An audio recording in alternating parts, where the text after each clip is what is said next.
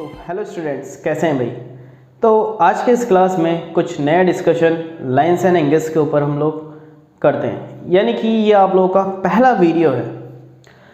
देखो, नॉर्मली कोई भी टीचर इस चैप्टर को पूरी लगन और शिद्दत के साथ पढ़ाने की कोशिश करता है, ठीक है, पूरी अपनी जान लगा देता है इस चैप्टर को स्टडी कराने में। क्लास 9th में, क्लास 9th में, क्लास 10th में ये दो चैप्टर्स ऐसे हैं, मतलब ये लाइन्स एंड एंगल्स आप लोगों का ऐसा चैप्टर है जो क्लास 10th तक रिलेशन रखाता है अपना। अब ट्राइंगल्स है क्लास 9th में, एरियाज ऑफ पैरेललोग्राम्स है, क्वाड्रिलेटरल्स है, सर्कल्स हैं। ये कुछ चैप्टर्स ऐसे हैं जिसमें पूरी मेहनत करी जाती है, लेकिन बच्चों की ये चीज़ समझ में नहीं आती, ठीक है। अब बच्चे अगर 100% क्लास में हैं तो उसमें से मान लीजिए केवल 30% स्टूडेंट्स के ये चैप्टर समझ में आता है। लेकिन मैं आप लोगों को गारंटी दे रहा हूँ इस बात की कि आप इस वीडियो को पूरा देखिए, आगे की वीडियोस आने वाली हैं उसे भी पूरा देखते रहिए, ठीक है। और मैं गारंटी आप लोगों को देता हूँ ये चैप्टर आप लोगों का फेवरेट चैप्टर हो जाएगा, ठीक है, फेवरेट चैप्टर। तो फेवरेट चैप्टर होने से पहले वीडियो को लाइक कर दीजिए, ठीक है। एंड देन अब लाइन के ऊपर बात करते हैं, लाइन्स एंड एंगल्स होता क्या है। ये चैप्टर नंबर 6 है आप लोगों का according to the NCERT of class 9th, ठीक है। इस चैप्टर्स में से 2020 और 21 में कुछ भी रिड्यूस नहीं हुआ है, यानी कि कुछ भी रिडक्शन इस चैप्टर्स में से नहीं हुआ है, क्योंकि बहुत ही सिंपल सा आप लोगों का ये चैप्टर है, ठीक है। नेक्स्ट, अब चैप्टर स्टार्ट करते हैं। सबसे पहला, कोई भी अगर हम पॉइंट लगाते हैं, ठीक है, पॉइंट सभी को पता है, पॉइंट की कोई भी ब्रेथ नहीं होती, कोई भी लेंथ नहीं होती, तो वो चीज़ आप लोगों का पॉइंट कहलाता है। इसी के साथ अगर मैं रे की बात करूं तो एक पॉइंट से निकलकर जाने वाली लाइन, ठीक है, एक पॉइंट से निकलकर जाने वाली लाइन जिसका एक ही एंड पॉइंट होता है, उस चीज़ को आप लोग रे बोलते हैं। रे की डेफिनेशन आप लोगों को कहीं भी लिखी हुई मिल जाएगी, शायद स्क्रीन पर भी आप लोगों को मिल रही हो। Next, line. लाइन क्या होता है, देखिए लाइन दोनों तरफ को जाती है, इधर भी और इधर भी, दोनों साइड इस लाइन जाती है, ठीक है, ये लाइन होती है।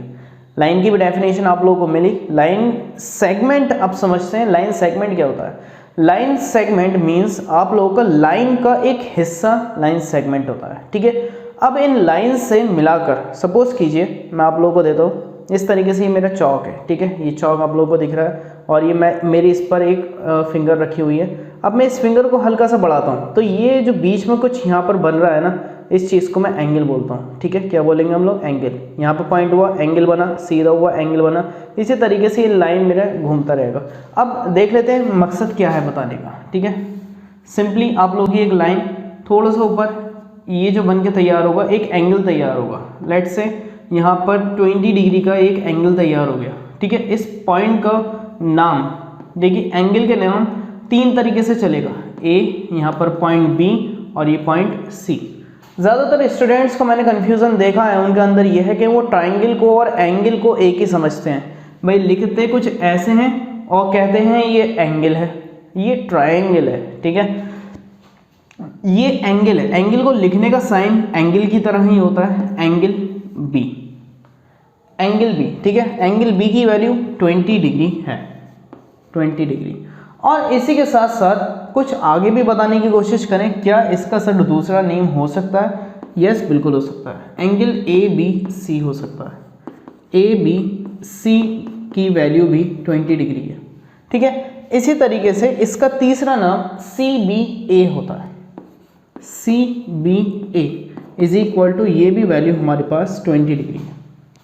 क्या मकसद है ये चीज़ें समझाने का? देखिए, जिस पॉइंट पर एंगल आप लोगों का रेडी है, जहाँ पर पॉइंट आप लोगों का बना रहा है, ठीक है, एंगल, वो पॉइंट हमेशा बीच में आता है, ये इकलौता आता है, ये इकलौता है। एंगल बी 20 डिग्री आ गई वैल्यू, बी है, बी बीच में है। अब चाहे नंबर इधर अदर कुछ भी हो, अगर मैं किसी तरीके से AB लिखने की कोशिश करूँगा ना, तो ये मेरा गलत तरीका है, ठीक है। इस तरीके से हम लोगों को कभी भी एंगल का साइन शो नहीं करते, ठीक है। एंगल या तो सिंगल होता है या 3 बार में, यानी कि 3 अल्फ़ाबेट्स में लिखा होता है। आई होप सभी स्टूडेंट्स को ये बात समझ में आती है।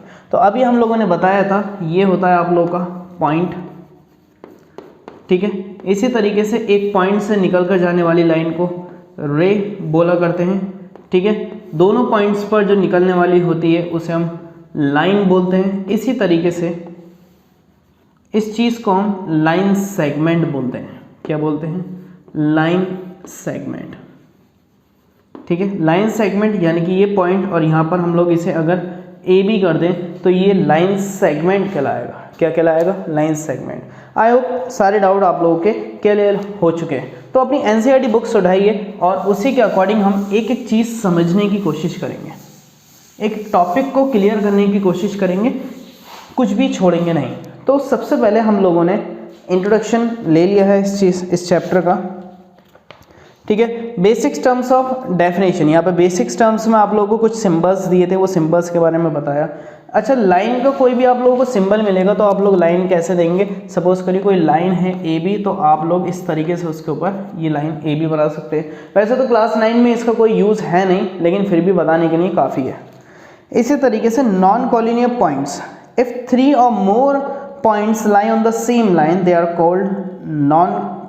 Called collinear points. अगर तीन या तीन से ज़्यादा पॉइंट सेम लाइन पर होंगे तो वो नॉन कॉलिनियर पॉइंट्स कहलाते हैं, यानी कि लाइन पर नहीं। ठीक है, otherwise they are called non collinear points. देखिए कैसे, मतलब क्या है इनका कहने का। 1 2 3, तो ये पॉइंट्स कोलिनियर है। ठीक है, कोलिनियर है। अगर मैं 3 पॉइंट्स अलग अलग लगा देता हूँ, ठीक है, अगर 3 पॉइंट्स अलग अलग हो, क्योंकि भाई 2 पॉइंट से तो लाइन बनेगी या लाइन सेगमेंट बनेगी, लाइन सेगमेंट बनेगी 2 पॉइंट से। ठीक है, लेकिन 3 पॉइंट जब अलग अलग हो जाएंगे और एक सिंपल डायरेक्शन में नहीं होंगे तो हम इसे नॉन कॉलिनियर बोलेंगे। अच्छा, यहाँ पर स्पेलिंग गलत हो गई, कॉलिनियर। ठीक है, नॉन कॉलिनियर पॉइंट्स। अब आप लोग के एंगल्स कितने तरीके के होते हैं? बेटा एंगल्स आप लोग के 6 तरीके के होते हैं। ठीक है, तो उन 6 तरीके के एंगल्स को समझते हैं। सबसे पहला आप लोगों का होता है एक्यूट एंगल। ठीक है, मान लेते हैं 30 डिग्री। वो एंगल जो 0 डिग्री से, मान लेते हैं एंगल कोई x है यहाँ पर। ठीक है, इस एंगल को मैंने x से सपोज कर लिया। कोई एंगल है जो 0 से बड़ा होगा लेकिन 90 से छोटा होगा, ऐसे एंगल को हम लोग एक्यूट एंगल बोलते हैं। मतलब 0 डिग्री से बड़ा होना चाहिए।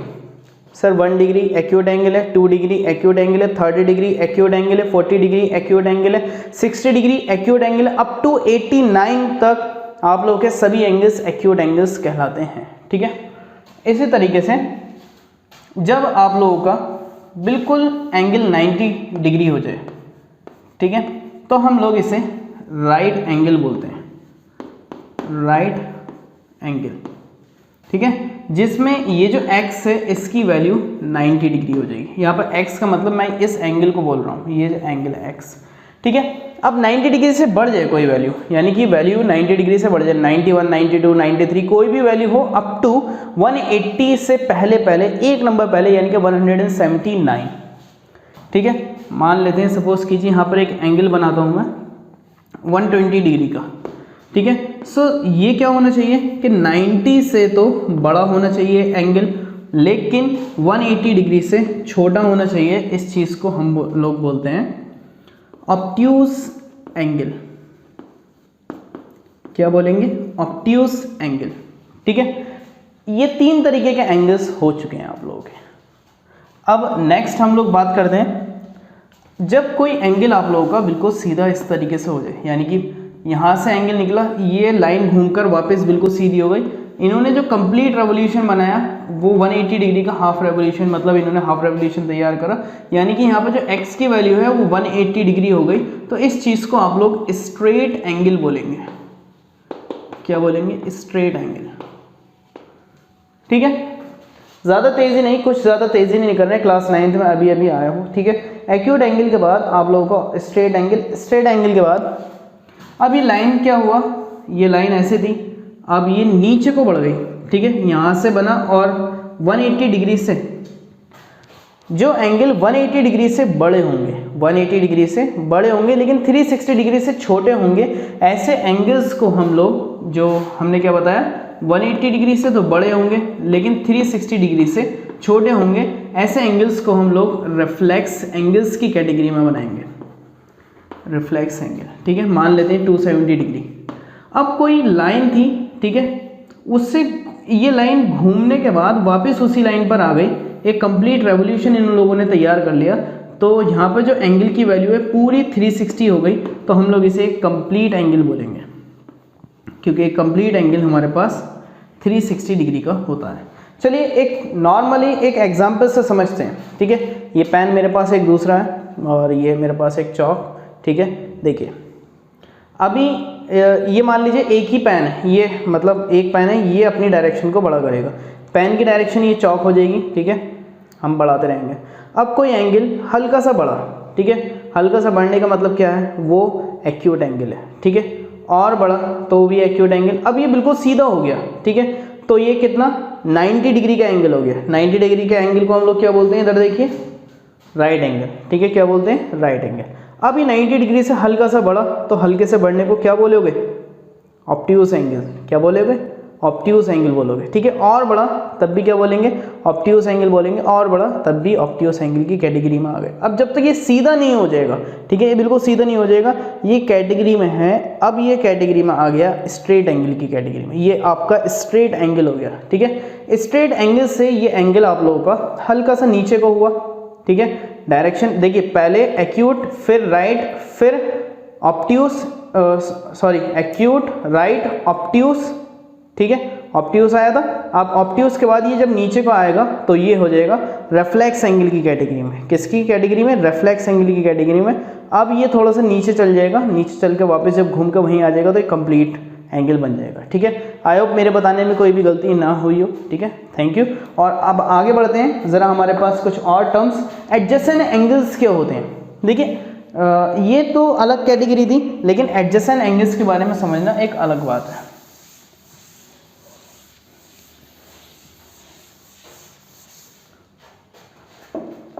देखिए कोई एंगल एक ही पॉइंट से बनते हो, ठीक है, इस पॉइंट से एक एंगल ये बना और इसी पॉइंट से दूसरा एंगल हम लोगों ने ये तैयार कर दिया, ठीक है। मान लेते हैं 70 डिग्री और ये 20 डिग्री, ठीक है, ये एंगल हम लोगों ने तैयार कर दिया। तो अलग अलग एंगल एक ही पॉइंट से तैयार हो गए, तो हम लोग इस चीज़ को बोलते हैं एडजेसेंट एंगल।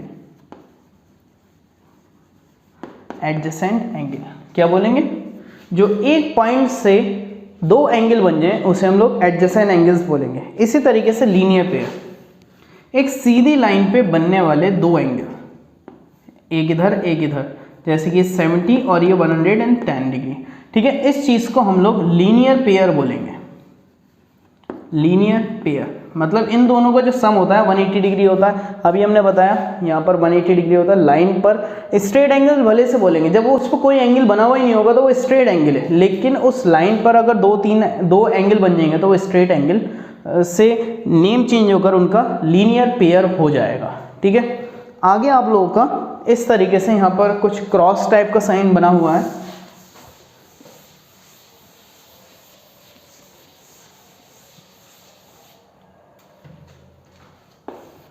इस तरीके से एक ये और इधर ये क्रॉस टाइप का साइन बना हुआ है। अब इसमें क्या होता है कि ये जो सामने वाला एंगल होता है इस सामने वाले एंगल के बराबर होता है, यानी कि आमने सामने वाला एंगल बिल्कुल बराबर है। अगर मान लीजिए 70 आया तो ये भी एंगल कितना होगा 70, और अगर ये 110 है तो ये भी कितना होगा 110 ही होगा। इस चीज़ को आप लोग बोलते हैं वर्टिकली अपोजिट एंगल्स, ठीक है, ये आप लोगों का वर्टिकली अपोजिट एंगल्स होते हैं। अब आगे बढ़ते हैं, चलिए खैर अब हम लोग इसकी एक्सरसाइज की तरफ बढ़ेंगे ज़्यादातर, और आज का वीडियो यहीं ख़त्म करते हैं, ज़्यादा कुछ बड़ा वीडियो नहीं बना रहे, ठीक है। And thank you, please like share and subscribe to our channel.